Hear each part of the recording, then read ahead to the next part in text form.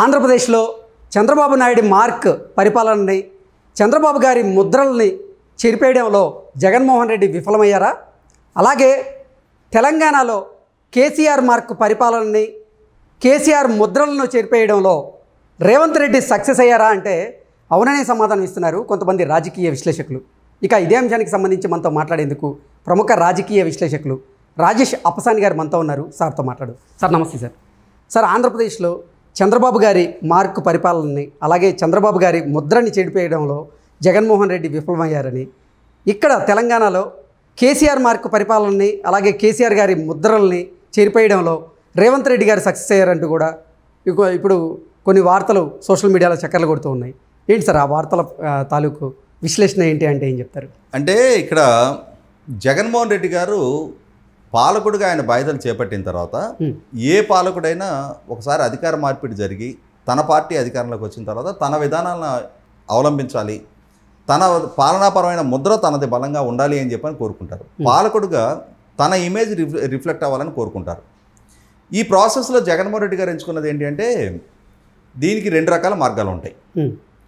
అంటే చంద్రబాబు నాయుడు గారు రచించిన అభివృద్ధి ప్రణాళికల కన్నా మెరుగైన అభివృద్ధి ప్రణాళికలతోటి రాష్ట్రాన్ని అభివృద్ధి దిశగా పరుగులెత్తించి ప్రజల్లో చంద్రబాబు నాయుడు గారు అనే ఇమేజ్ని శాశ్వతంగా కనుమరుగు చేయొచ్చు. అంటే బెటర్ పెర్ఫార్మర్ దాన్ చంద్రబాబు నాయుడు. అది ఆరోగ్యకరంగా రుజువు చేసుకోవాల్సిన అంశం. దానికి షార్ట్ కట్స్ ఏమి ఉండవు. చంద్రబాబు నాయుడు గారు రాజధాని నిర్మాణం మాస్టర్ ప్లాన్ చేశారు, కొంతవరకు పనులు పురోగతి సాధించారు. మీ హయాంలో పనులు వేగంగా పరుగులెత్తించండి, మీ హయాంలో పోలవరం పూర్తి చేసేయండి, మీ హయాంలో రోడ్ ఇన్ఫ్రాస్ట్రక్చర్ అద్భుతంగా డెవలప్ చేయండి, మీరు అద్భుతంగా పారిశ్రామిక పెట్టుబడులు రప్పించండి, మీరు యువతకి వలసలు లేని ఉపాధి కల్పించండి. అప్పుడు చంద్రబాబు నాయుడు గారిని ప్రజలు గుర్తుంచుకోరు, ఇక గుర్తు చేసుకోరు. ఎందుకంటే మీదనే ముద్ర ఒక ప్రోగ్రెసివ్ ముఖ్యమంత్రిగా, అభివృద్ధి కామకుడుగా ప్రజల్లో ఒక బలమైన ముద్ర వేసి రాష్ట్రాన్ని అభివృద్ధి దిశగా పరుగులెత్తించి వెల్త్ జనరేషన్ పరంగా అప్పులు తేవాల్సిన అవసరం లేని ఆర్థికంగా పరిపుష్టి కలిగిన రాష్ట్రంగా తీర్చిదిద్దారు అనుకో, అసలు చంద్రబాబు నాయుడు గారిని ఎందుకు గుర్తు చేసుకుంటారు? గుర్తు చేసుకునే అవసరం రాదు. కానీ జగన్మోహన్ రెడ్డి గారు ఏమించుకున్నారు, ఇది ఒక ఆరోగ్యకరమైన పరిపాలన చేయాలి అనుకున్న ముఖ్యమంత్రి తీసుకోవాల్సిన విధాన నిర్ణయాలు, అమలుపరచాల్సిన పాలనా తీరది. ఆయన దానికి భిన్నమైన వైఖరి ఎంచుకున్నారు. ఎటువంటి వైఖరి ఎంచుకున్నారు? ఆయన పాలకుడిగా బాధ్యతలు చేపట్టగానే ఓహో చంద్రబాబు నాయుడు గారు అధికారులతో సమీక్షా సమావేశాలు నిర్వహించడానికి ఈ ప్రజావేదిక కట్టారా, దీన్ని కూల్చేసేయి. ఆయన స్ట్రీట్ వెండర్సు, ఆటో డ్రైవర్లు, అడ్డా మీద కూలీలు, ఇటువంటి వాళ్ళకి 5 రూపాయలకి భోజనం తినడానికి అన్నా క్యాంటీన్లు పెట్టాడా, దాన్ని బంద్ చేసేయి. ఆయన ఉచితంగా ఇసుకిచ్చాడా, దాన్ని పాలసీని రద్దు చేసేయి. ఇటువంటి విధానాలు ఎంచుకుంటూ వచ్చారు. ఆయన సోలారు, విండ్, పవర్ మిల్స్ పెట్టాడా, పవర్ యూనిట్స్ పెట్టాడా, ఆ పవర్ పర్చేసింగ్ అగ్రిమెంట్ రద్దు చేసేయి. ఓ ఈ రాజధాని చంద్రబాబు నాయుడు సంకల్పించారా, ఈ రాజధాని పనులు స్తంభింపజేసేయి. టిట్కో ఇల్లు కట్టాడా పేదల కోసం, వాటిని పంపిణీ చేయకు. ఇట్లా మొదలుపెట్టి ఆయన చంద్రబాబు నాయుడు గారు సంకల్పించుకున్న ఇన్ఫ్రాస్ట్రక్చర్, ఇరిగేషన్ రంగం, పోర్టులు, రోడ్డు ఇన్ఫ్రాస్ట్రక్చరు, బ్రిడ్జిలు లాంటి వాటిని కూడా పనులు ఎక్కడికక్కడ స్తంభింపజేశారు. రివర్స్ టెండర్ పేరిట కాలయాపన చేశారు. అంతిమంగా రాష్ట్రాన్ని పురోగమించాల్సిన స్థాయి నుంచి తిరోగమనంలోకి తీసుకెళ్లారు. అభివృద్ధి దిశగా పరుగులెత్తించాల్సిన రాష్ట్రాన్ని ఇవాళ అభివృద్ధి లేమి, అంటే ఇవాళ ఒక రకంగా గబ్బిలాలు తిరిగే పరిస్థితికి భవనాలను తీసుకెళ్ళిపోయారు. ఆయన కాపరాలతోటి కళకళలాడాల్సిన భవనాలని ఎక్కడికక్కడ ఆ పనుల్ని స్టాగ్నేట్ చేసి, స్తంభింపజేసి, పనుల్లో పురోగతి లేకుండా చేసి కొత్త భవనాల్లో గబ్బిలాలు తిరిగే పరిస్థితి సృష్టించాడు. అదే పరిస్థితి వాళ్ళ ఆయన సృష్టించిన పర్యాసానం రాష్ట్ర స్థితిగతులను తెలియజేస్తుంది. వాళ్ళ ఒక రాజధాని అద్భుతంగా కళకళలాడాల్సిన స్థితిలో నుంచి వాళ్ళ ఎటు చూసినా పిచ్చి చెట్లు, రోడ్ ఇన్ఫ్రాస్ట్రక్చర్ లేకుండా, రోడ్డు కనెక్టివిటీ లేకుండా, ఉపాధి అవకాశాలు లేకుండా, సంపద సృష్టి జరగకుండా చివరికి ఎవరికి వాళ్ళు ఆవేదనతో ఆక్రోశిస్తూ ఉన్న పరిస్థితులు కనిపిస్తుంటే జగన్మోహన్ రెడ్డి గారి ముద్ర ఇంకేముంటుంది అక్కడ? చంద్రబాబు నాయుడు గారి ముద్ర చెరపాల్సిన స్థాయిలో కాకుండా, ఎంచుకోవాల్సిన మార్గం కాకుండా డిస్ట్రక్టివ్ యాటిట్యూడ్ ప్రదర్శించిన పర్యవసానం కన్స్ట్రక్టివ్గా ఆయన గనక నిర్ణయాలు తీసుకొని అమలు పరిచున్నట్టయితే ఆయన వయసుకి, ఆయనకు దక్కిన మెజారిటీకి, ఆయన కోరుకున్న 30 సంవత్సరాల పాటు నా ముద్ర ఉండాలి అని కోరుకున్న దిశగా ఆయన అడుగులు పడి ఉండే ప్రజలు ఆశీర్వదించేవాళ్ళు. ఇప్పుడు ప్రజలకు ఏం కావాలి? మెరుగైన పరిపాలన కావాలి, వాళ్ళ బిడ్డలకు మెరుగైన ఉపాధి కావాలి, శాంతి భద్రతలు బాగుండాలి, వాళ్ళ ఆస్తులు విలువ పెరగాలి. ఇవి కదా ప్రజలు కోరుకునేది. వాళ్ళకి civic communities like road infrastructure బాగుండాలి, సక్రమంగా టైంకి బస్సు వస్తూ ఉండాలి, సరసమైన ధరకి కరెంటు, నాణ్యమైన కరెంటు, అంటే కోతలు లేని సరసమైన ధరకి కరెంటు అందుతూ ఉండాలి. ఆర్టీసీ బస్సు ఎక్కితే అంతకుముందు ఉన్న రేటుకి కొంచెం అటు ఇటు ఉంటే పర్వాలేదు, కానీ ఇవాళ డబల్ అయి కూర్చుంది. పక్క రాష్ట్రాలతో పోల్చి చూస్తే 10 రూపాయలు అధికంగా పెట్రోల్ డీజిల్ ధరలు ఉన్నాయి. మద్యపాన్ని నిషేధం చేస్తానన్న ఆయన ఇవాళ వినూత్నమైన కొత్త బ్రాండ్లన్నీ తీసుకొచ్చి అడ్డగోలుగా రేట్లు పెంచేశారు. ఇవన్నీ ప్రజల పరిగణలోకి తీసుకుంటున్నారు. అది తీసుకుంటున్న నేపథ్యంలో చంద్రబాబు నాయుడు గారిని పదే గుర్తు చేసుకుంటున్నారు. ఇవాళ జగన్మోహన్ రెడ్డి గారి పరిపాలన వల్ల జరిగింది ఏంటి అంటే, జగన్మోహన్ రెడ్డి గారికి 2019 ఎన్నికలకు ముందు చంద్రబాబు నాయుడు అనే గీత కన్నా జగన్మోహన్ రెడ్డి అనేది పెద్ద గీత అయింది. అంటే ప్రజల ముందు ఆ విధంగా జగన్మోహన్ రెడ్డి గారిని వాళ్ళ వ్యూహకర్తలు ఆవిష్కరించారు. ఈయన అద్భుతమైన వ్యూహాలతోటి గొప్ప పరిపాలనా దక్షకుడిగా రాణిస్తాడు అని చెప్పనే ఇమేజ్ ప్రజల్లో కలిగించారు. ఆ కలిగించిన పర్యవసానం ప్రజలు ఆయనకు అంతటి మెజార్టీ కట్టబెట్టారు. తెలుగుదేశం బీజేపీ కూటమికి 106 స్థానాలు ఇస్తే జగన్మోహన్ రెడ్డి గారికి 151 స్థానాలు కట్టబెట్టారు ప్రజలు. అంతటి భారీ మెజార్టీ దక్కించుకున్న జగన్మోహన్ రెడ్డి గారు ఇవాళ ఏమైంది? ఇవాళ ఆయన పాలకుడుగా ఉండి చిన్న గీతగా కనిపించిన చంద్రబాబు నాయుడు గారు ప్రజల దృష్టిలో జగన్మోహన్ రెడ్డి గారు ఒక మరుగుజ్జుగా మారిపోయి చంద్రబాబు నాయుడు గారు ఒక టవరింగ్ పర్సనాలిటీ లాగా వాళ్ళు కనిపిస్తున్నారు. అంటే విధ్వంసకర నిర్ణయాల పర్యవసానం జగన్మోహన్ రెడ్డి గారు తన స్థాయి తాను తగ్గించుకున్నారు. మీరు ప్రస్తావించిన రేవంత్ రెడ్డి గారి వ్యవహారం. రేవంత్ రెడ్డి గారు కేసీఆర్ గారు ప్రారంభించిన అభివృద్ధి ప్రణాళికలను ఎక్కడా డిస్టర్బ్ చేయట్లా. ఒక ప్రాపర్ యాంబియన్స్ హైదరాబాద్లో ఏదైతే ఉందో దాన్ని మరింత పటిష్టంగా కాపాడుతాను అని చెప్తున్నారు. ఆ దిశగానే ప్రభుత్వ పాలన కొనసాగుతూ ఉంది. జగన్మోహన్ రెడ్డి గారు లాగా విధ్వంస వైఖరి ఎంచుకోలే. దాని పర్యవసానం తెలంగాణకి గుండెకాయ లాంటి హైదరాబాదు ఎప్పుడైతే తన ఉనికి, తన గౌరవం, తన మనుగడ కాపాడుకుంటూ ఉంటుందో అది ఆటోమేటిక్గా తెలంగాణ మొత్తానికి కూడా దాని రిఫ్లెక్షన్స్, ఆ వెల్త్ డిస్ట్రిబ్యూట్ అవుద్ది. ఇవాళ తెలంగాణ ప్రభుత్వం ఏ స్థాయిలో కూడా అంటే ఆ మెచ్యూరిటీ కోల్పోలా. పాలకుడుగా రేవంత్ రెడ్డి గారు కూడా మొట్టమొదటిగా పదవి బాధ్యతలు చేపట్టారు. ఆయన ఇప్పటి వరకు ప్రతిపక్షంలోనే ఉన్నారు. ఆయన రాజకీయ ప్రస్థానం మొదలైన దగ్గర నుంచి మొట్టమొదటిగా ఇప్పుడే అధికార బాధ్యతల్లోకి వచ్చారు. ఆయన వచ్చినా సరే ఆ పరిణతి ఆయన ప్రదర్శించగలిగారు. ఆ ప్రదర్శించి అభివృద్ధి, వెల్త్ జనరేషన్ చేయగలిగిన హైదరాబాద్ లాంటి ఒక అద్భుత యాంబియన్స్ని నేను డిస్టర్బ్ చేయను అని చెప్పడం జరిగింది.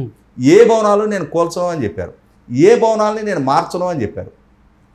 అదే మరింతగా ప్రజలకు వినియోగంలోకి తీసుకొస్తామని చెప్పారు. ప్రజలకు చేరువుగా ఉంటుంది మా పరిపాలన అని చెప్పారు. ప్రజా పరిపాలన మాది అని చెప్పారు. అంటే ఇక్కడ కేసీఆర్ గారి హయాంలో జరిగింది ఏంటి అంటే కొన్ని లేయర్స్ సృష్టించుకున్నారు. ఆయన ప్రజలకు అందుబాటులో లేరు. సచివాలయం మొహం కూడా కేసీఆర్ గారు ఏ స్థాయిలో చూడాల. 5 సంవత్సరాల కాలంలో ఆంధ్రప్రదేశ్, తెలంగాణ సచివాలయానికి ఆయన బహుశా ప్రమాణ స్వీకారం చేసిన కొత్తలో ఏమైనా హాజరయ్యారేమో తెలియదు, కానీ తర్వాత రోజుల్లో సచివాలయం మొహం చూడాల. ఆయన ఇల్లే అధికారిక కేంద్రం అయింది.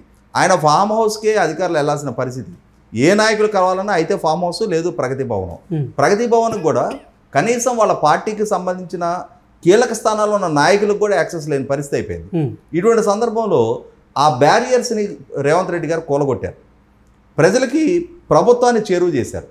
పాలకుడు ప్రజలకు అందుబాటులో ఉండాలి తప్ప పాలకుడికి ప్రజలకు మధ్య ఈ అడ్డుగోడలు ఉండటానికి వీలు లేదు అని చెప్పని అది అంటే నోటితోటి నిర్వచించడం కాకుండా వాస్తవ రూపంగా దాన్ని ఆచరణలో చూపించారు. ఆ చూపించిన పర్యవసానం ఇవాళ అది పాలన ప్రజలకు చేరువు కావడానికి ఒక మార్గం అయింది. పాలకుడు ప్రజలకు అందుబాటులో ఉన్నాడనే ఒక బలమైన సంకేతం పంపించడం అయింది. అదే సందర్భంలో రేవంత్ రెడ్డి గారు కూడా కేసీఆర్ గారికి సంబంధించిన కొన్ని ముద్రలు మార్చే ప్రయత్నం చేస్తున్నారు. ఏ ముద్రలు మారుస్తున్నారు? ఆయన తెలంగాణ తల్లి విగ్రహాన్ని అంటే ఇప్పుడున్న రూపం నుంచి వేరే రూపానికి మారుస్తాము అని అంటున్నారు. అదే సందర్భంలో తెలంగాణ సింబల్, ఎంబ్లం, అధికారిక చిహ్నాన్ని తెలంగాణ సంస్కృతి ప్రతిబింబించే విధంగా మారుస్తాము అంటున్నారు. అదే సందర్భంలో తెలంగాణ గేయం, జై జై హే తెలంగాణ అని చెప్పనే గేయాన్ని తెలంగాణ అధికారిక గేయంగా ఇంప్లిమెంట్ చేస్తామని అంటున్నారు. అంటే ఇక్కడ అర్థమవుతుంది ఏంటి అంటే సాంస్కృతికమైన మార్పు చేర్పులు. తెలంగాణ నేటివిటీని మరింతగా ప్రతిబింబించే మార్పు చేర్పులే తప్ప అసలు సిసలు తెలంగాణ సమాజానికి ఆర్థిక పరిపుష్టి కలిగించే మార్పు చేర్పులు దిశగా, అంటే నష్టం కలిగించే దిశగా అడుగులు పడట్ల. ఆంధ్రప్రదేశ్లో జరిగింది కంప్లీట్ రివర్సు. అక్కడ రాష్ట్ర ప్రయోజనాలు దెబ్బతిన్నాయి, ప్రజల ప్రయోజనాలు దెబ్బతిన్నాయి. ప్రభుత్వానికి కూడా ఆదాయ వనరులు లేక అప్పుల మీద ఆధారపడాల్సిన పరిస్థితులు జగన్మోహన్ రెడ్డి గారు స్వయంగా సృష్టించుకున్నారు. రేవంత్ రెడ్డి గారు ఆ విషయంలో చాలా జాగరూకతతో ఉన్నారు. ఆయనకి తెలుసు తెలంగాణ బలం ఏంటో తెలుసు, తెలంగాణకున్న వనరులు ఏంటో తెలుసు, తెలంగాణ సృష్టించుకున్న ఈ యాంబియన్స్ని చెడగొట్టుకోకూడదు అని చెప్పనే అవగాహన, పరిజ్ఞానం, ఆ విఘ్నత ఉంది ఆయనకి. ఉంది కాబట్టి దాన్ని కాపాడుకుంటున్నారు. ఇక్కడ జగన్మోహన్ రెడ్డి గారికి, రేవంత్ రెడ్డి గారికి ఈ విషయంలో నక్కకి నాకులోకి అనుకున్నంత తేడా ఉంది. తెలంగాణ అభివృద్ధికి ప్రోత్సహిస్తూనే సాంస్కృతిక పరమైన మార్పు చేర్పులకు ఆయన పూనుకుంటున్నారు. ఆ సాంస్కృతిక పరమైన మార్పు చేర్పుల ద్వారా ఏంటంటే తనదైన ముద్ర, కేసీఆర్ గారి ముద్రలు చెరిపేయటం. 100% పాలకుడిగా ఆయనకు ఆ హక్కు ఉంది. జగన్మోహన్ రెడ్డి గారు కూడా నేను ఇందాక చెప్పింది అదే, ఆయనదనే ముద్ర అమరావతి అని చంద్రబాబు నాయుడు గారు పేరు పెట్టారు. అద్భుతమైన రాజధాని నిర్మాణం చేసి ఇంకొక పేరు మీరు పెట్టుకోండి, అన్నా క్యాంటీన్ అని చెప్పని చంద్రబాబు నాయుడు గారు, ఎన్టీ రామారావు గారు పేరు పెట్టారు. జగనన్న క్యాంటీన్ అని పెట్టుకోండి. ఇవాళ వివిధ పథకాలకు పెట్టుకుంటున్నారు కదా. ఆఖరికి అంబేద్కర్ గారి పేరుటున్న విదేశీ విద్యా పథకానికి కూడా జగనన్న విదేశీ విద్య అని పెట్టారు కదా. ఎన్టీఆర్ గారి పేరుటున్న హెల్త్ యూనివర్సిటీని మీ నాన్నగారు పేరు పెట్టారు కదా. అట్లాంటి మార్పు చేర్పులు చేసుకున్నట్టయితే ఎవరు పట్టించుకునే వాళ్ళు కాదు. కానీ జరిగింది ఏంటంటే అసలు అభివృద్ధి లేకుండా చేసిన పర్యవసానం ఇవాళ ఆంధ్రప్రదేశ్ రాష్ట్రంలో ప్రతి నిర్ణయం, ప్రతి అమలు కూడా ప్రజల్లో చర్చనీయాంశంగా మారింది, ఆక్షేపణీయంగా మారింది. వేరే ఇవాళ తెలంగాణ దగ్గరకు వచ్చేటప్పటికి ప్రస్తుతం ఇంకా శైశవ ఉంది ప్రభుత్వం. ఎందుకంటే డిసెంబర్ 7వ తారీఖు రోజు ప్రమాణ స్వీకారం చేశారు. ఇంకా జనవరి రేపు 7వ తారీఖు కానీ 2 నెలల కాలం పూర్తి కాదు వాళ్ళు పదవి బాధ్యతలు చేపట్టి కూడా. శైశవ ఉంది. వాళ్ళ విధాన నిర్ణయాలు రూపకల్పన జరుగుతూ ఉన్నాయి. వాళ్ళు కొంతకాలం టైం ఇచ్చి చూడాలి. ప్రస్తుతానికి తెలంగాణ నేటివిటీని దెబ్బతీయకుండా రేవంత్ రెడ్డి గారి వ్యవహార శైలి ఉంది. తెలంగాణకున్న మెరుగైన వనరుల్ని, తెలంగాణ బ్రాండింగ్ని ఏ స్థాయిలో కూడా దెబ్బతీయకూడదని చెప్పని ఆయన నిర్ణయాలు, వాళ్ళ ప్రభుత్వ విధానాలు, వాళ్ళ పాలసీస్ అదేవిధంగా ఉన్నాయి. కాబట్టి జగన్మోహన్ రెడ్డి గారికి, రేవంత్ రెడ్డి గారికి ఈ విషయంలో మాత్రం పూర్తి స్థాయి వ్యత్యాసం ఉంది. తెలంగాణ సమాజం ఆహ్వానించే విధంగా, వాళ్ళ నేటివిటీని ప్రతిబింబించే విధంగా. ఎందుకంటే ఇవాళ ఎప్పుడైతే తెలంగాణ రాష్ట్ర సమితి అని పేరున్నంత వరకు కేసీఆర్ గారిని, తెలంగాణ రాష్ట్ర సమితిని తెలంగాణ ప్రజలు ఓన్ చేసుకున్నారు. ఆయన ఎప్పుడైతే భారత రాష్ట్ర సమితిగా దాన్ని రూపాంతరం చేసుకున్నారో తెలంగాణతో ఉన్న ఎమోషనల్ కనెక్టివిటీని పోగొట్టుకున్నారు.